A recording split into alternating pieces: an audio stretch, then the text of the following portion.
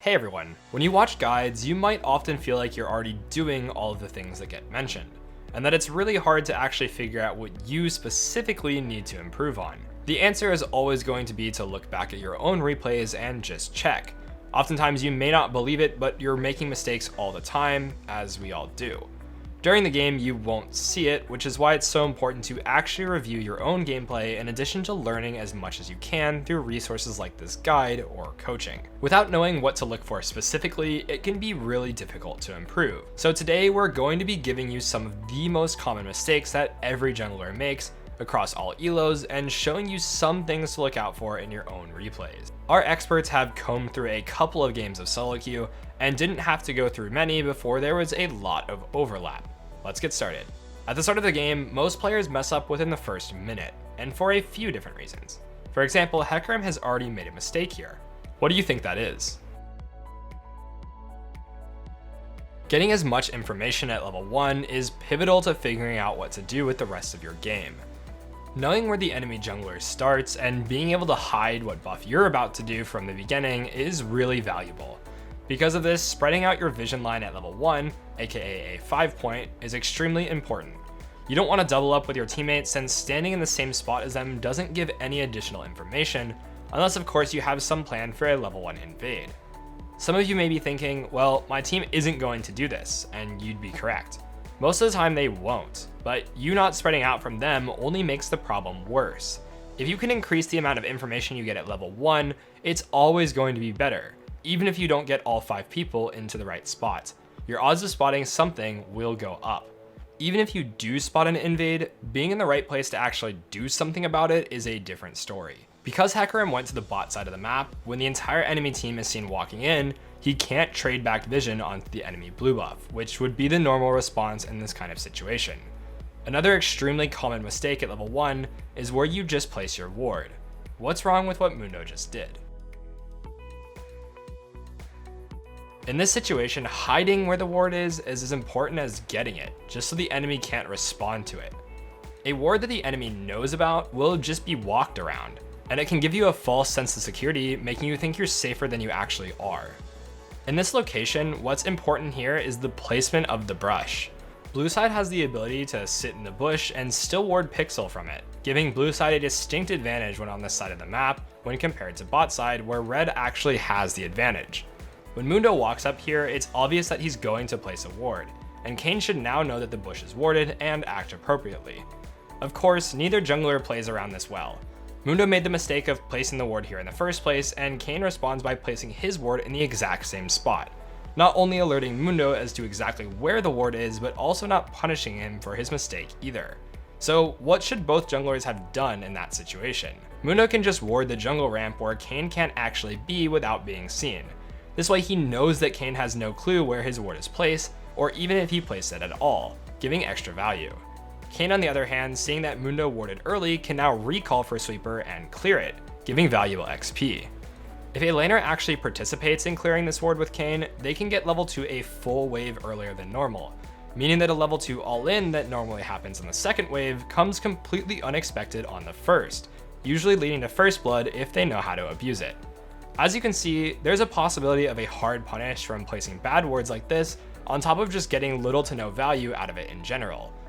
League of Legends is a game of inches, and advantages like this can make or break games. With how often we actually see this happen, it's pretty important to fix it if you've been guilty of it before. Moving on to another concept, watch this clip carefully and let us know what you think Hecarim should do here. If you said something along the lines of look for crab, you're kind of right.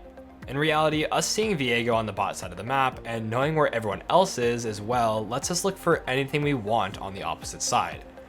While crab is a good thing to go towards here, what's better is to look for any available dives, ganks, and counter jungling opportunities as well. This doesn't mean don't do the crab, but instead think about if you can get more than just that. Unfortunately, if Hecarim had instead walked into the topside jungle, he would have found a free Gromp and Wolf camp ready for him. Instead, he recalls to find out that Viego has taken the cross-map play, counter-jungled his entire bot side, and Hecarim basically wanders around for over a full minute before actually doing anything. This puts him super far behind Viego, and overall just means he's not going to be very relevant for the rest of the game.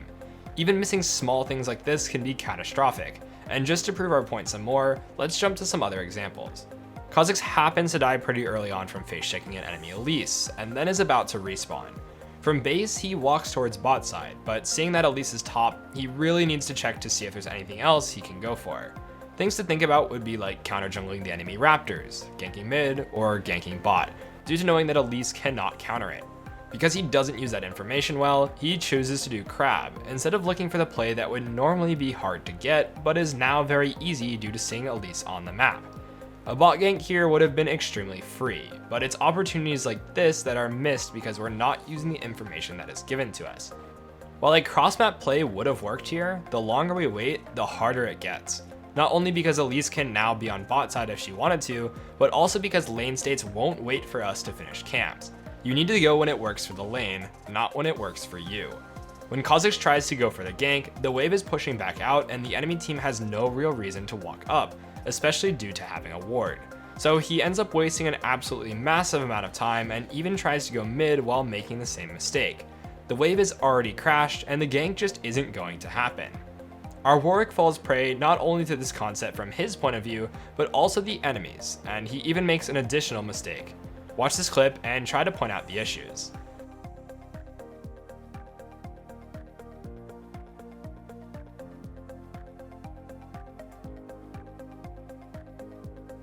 So right away, Warwick decides to hit the scrying plant, which reveals his location. This on its own is problematic, because it alerts the enemy to exactly where you are. With this info, Rammus is able to gank bottom and make a cross-map play, knowing fully that Warwick will not be there to counter, and resulting in an immediate punish. As you climb higher and higher, enemies will get better at abusing information, and giving it away for free can completely cost you games. From this point, however, Warwick now knows that the Rammus is bottom and should try to make a cross-map play as well. However, because he's not thinking about this, he completely misses a free gank onto top lane who has absolutely zero wards and a pushing wave, meaning he could have equalized the kill that Rammus got and then get the crab afterwards. In the other games that we've already used for other examples, this mistake happens again and again. Hecarim sees that his top laner is super low and going to die.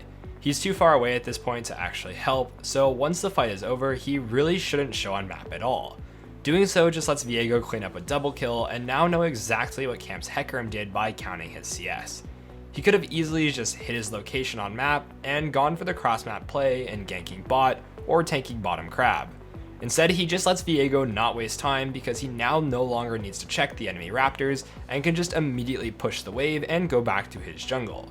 Later on, he makes the exact same mistake, showing up to a play that is already over and giving up information that he's going to his top side.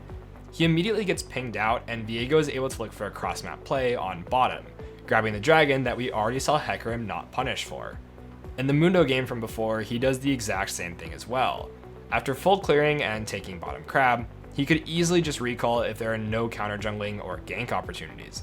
This would hide his presence and make it so that the enemy has to constantly guess his location and all play around the fact that he's missing on map, on top of letting him buy items to be stronger for the next fights. Instead, he walks through mid needlessly, achieving nothing besides letting the entire enemy team know that they won't be ganked and letting Kayn farm for free. If you've ever played versus Evelynn, you know exactly how annoying stealth can be, but the exact same thing is possible on any jungler if you just hide where you are on the map. Vision is everything in this game. Because League is a game of incomplete information, you're often making educated guesses instead of completely informed decisions. When you suddenly have all the information, the game just gets a lot easier. Streamers often complain about ghosting, and rightfully so for this exact reason. Not knowing things and trying to figure things out is a huge part of the game, and removing that by randomly showing on map all the time really ruins the amount of pressure you can have on the game. For an example of one of these informed decisions, we can just look at why Kha'Zix ended up dying in the earlier clip. If he was actually paying attention to the map, he would have seen that Yasuo never left lane to go ward, only ever walking slightly to the top side. This means that his wards can't be anywhere but in the line brush to the top of mid, or if he had placed a ward super early into the game, it would already be expired. Additionally, he sees Set find Elise and can now just press tab and look at her to see what buff she has and count her CS. If he wanted to gank mid here, which we can argue isn't even good in the first place, he should definitely just walk around and take a path that he knows for a fact can't be warded. Something like ganking from this angle or even clearing raptors and looking from the other side would also be fine. But he goes to literally the only place that could possibly be warded, and not only does this waste a ton of time, it also results in his death like we saw earlier. This just goes to show how important information gathering is as a skill in game. You'll often just miss things because you don't get enough information, either from moving the camera around or from other info like CS or buffs.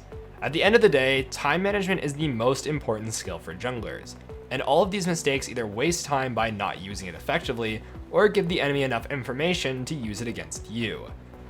Making more informed and better decisions will result in more wins, and by looking through your own replays, you'll often catch information you just didn't see while playing the game. One of the easiest ways to improve your consistency is to improve not only how much knowledge you can gather, but also how you apply it in game. And that brings us to the end of this video. We hope you enjoyed, and let us know your feedback in the comments below. And if you're serious about truly becoming a better jungler and climbing fast, then check out SkillCapped. It's the best place to improve at League of Legends. We have hundreds of guides just like this one, and we upload tons of new videos to our site each week. If you don't climb at least 5 divisions while actively using SkillCapped, you can claim a full refund, so there's no risk. That's like a gym membership guaranteeing you'll get ripped. We offer this because our service really does work, and if it doesn't, you shouldn't pay for it. As always, happy jungling, and we'll see you next time.